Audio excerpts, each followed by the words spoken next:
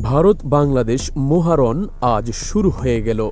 ভারতের সঙ্গে বাংলাদেশ দলের লড়াইটা গত এক যুগ ধরেই ভিন্ন পর্যায়ে গিয়ে ঠেকেছে। রাষ্ট্রীয় পর্যায়ে দুদেশের সম্পর্ক ভালো থাকলেও মাঠে একটা বৈরিতা ছিলই।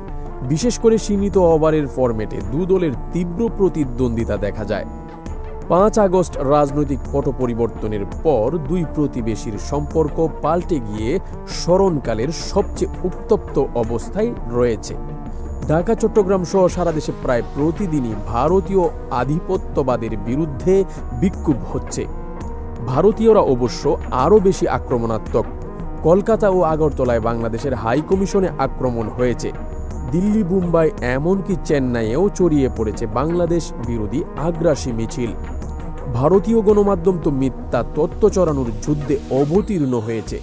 তারই সম্পর্ক আরও খারাপের দিকে নিয়ে যাচ্ছে বলেই অভিযোগ। দু দেশের যখন এমন অবস্থা, তারই মধ্যে আজ দুবাইয়ে যুব এশিয়া কাপের ফাইনালে ভারতের মুখোমুখি হবে বাংলাদেশ। দুই দেশের চলমান উত্তপ্ত সম্পর্কের কারণে যুবাদের ম্যাচটিও চলে এসেছে মনোযোগের কেন্দ্রবিন্দুতে।